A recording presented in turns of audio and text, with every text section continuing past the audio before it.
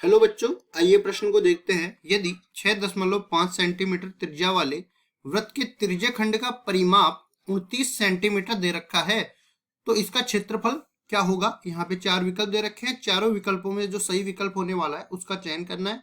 प्रश्न को हल करने से पहले इसकी मुख्य अवधारणा के बारे में चर्चा करना है। मुख्य अवधारणा, तो यहाँ से देखिए, त्रिज्य खंड की बात करी गई है तो त्रिज्य खंड हम लोग बना लेंगे। उसका कोण हमें नहीं पता तो अपने हिसाब से कुछ भी बना लेते हैं। देखो, त्रिज्या खंड इस तरीके का होता है, इसमें दो तो त्रिज्या के भाग होते हैं। इस तरह से दो त्रिज्या के भाग एक वृत्त का ये खंड होता है। इस तरह से इसको वृत्त खंड त्रिज्या खंड बोलते हैं।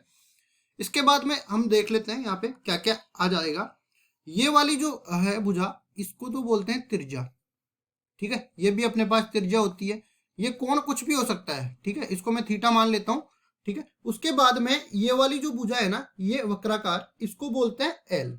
इसको बोलते हैं एल। इसको चाप भी बोल सकते हैं हम लोग, तो ये चाप हो जाएगा। अब देखिए इनमें क्या संबंध होता है, और इसका जो पूरा का क्षेत्रफल है ना अंदर वाले का, उसको बोल देते हैं हम ए। तो ए तो अपने पास इसमें आ जाएगा, त्रिज्यखंड का एक वृत्त का एक भाग है ना, तो पाई आर स्क्वायर तो आने वाला है इसके क्षेत्रफल में। और कितना ले रहे हैं, थीटा वाला भाग ले रहे हैं, तो थीटा डिग्री में ले रहे हैं और ये 360 डिग्री का भाग दे रहे हैं। इसी तरह चाप का आ जाएगा क्या, 2 पाई आर गुणा में थीटा बटा 360 डिग्री। अब देखिए आगे हम लोग बढ़ते हैं, तो यहां से अपने पास जब मैं त्रिज्याखंड का परिमाप लेता हूं तो परिमाप में दोनों त्रिज्याएं भी तो जोड़ में आएगी। तो यहाँ पे हम लोग लिखेंगे त्रिज्याखंड का परिमाप। त्रिज्याखंड का परिमाप ये बराबर हो जाएगा L प्लस में 2R के बराबर। ठीक है, अब देखो इन सब का उपयोग करते हुए हम लोग चलते हैं सवाल को हल करने।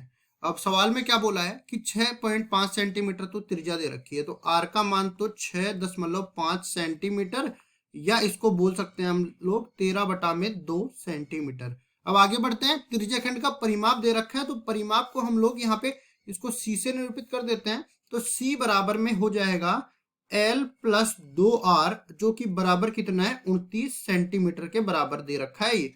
अब देखिए यहाँ पे L का मान मैं निकाल सकता हूं, कितना आएगा, L बराबर में 29 माइनस में 2 गुणा में R का मान कितना है 13/2।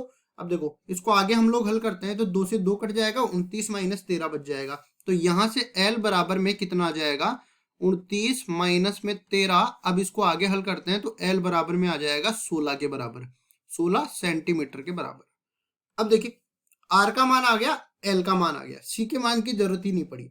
अब उसके बाद क्षेत्रफल हमें ज्ञात करना है। तो देखो हमने क्या लिखा था, A बराबर में पाई आर स्क्वायर थीटा बटा में 360 डिग्री। अब थीटा का मान नहीं पता है हमें, और L हमने क्या लिखा था 2 पाई आर गुणा में थीटा बटा में 360 डिग्री। अब क्या करेंगे हम लोग, इसको मैं समीकरण 1 नाम दे देता हूं, इसको मैं समीकरण नंबर 2 नाम दे देता हूं। समीकरण 1 में समीकरण 2 का भाग दे देंगे। होगा क्या उससे, देखो इधर तो A बटा L बच जाएगा और दूसरी तरफ थीटा बटा 360 डिग्री से तो थीटा बटा 360 डिग्री कट जाएगा, पाई से पाई कट जाएगा, ऊपर तो रह जाएगा R, नीचे रह जाएगा बटा में 2। ठीक है जी, तो अब यहाँ पे देखिए A बराबर हो जाएगा L गुणा में R बटा में 2।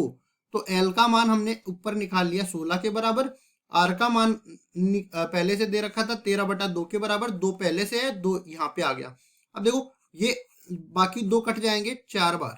ठीक है, और A का मान कितना मिल जाएगा 13 चौकू 52, और यहाँ पे क्षेत्रफल है तो इसकी इकाई आ जाएगी सेंटीमीटर की घात 2 के बराबर। अब देखो हमें निकालना था इसका क्षेत्रफल, जो कि मिल गया 52 सेंटीमीटर की घात 2 के बराबर। उसके बाद हमें इसके विकल्प भी दे रखे थे, तो विकल्प में यहाँ पे 52 सेंटीमीटर की घात 2 बी विकल्प में दे रखा है, तो बी विकल्प बिल्कुल सही उत्तर हो जाएगा। आशा करता हूँ ये सवाल आपको समझ में आया होगा। धन्यवाद।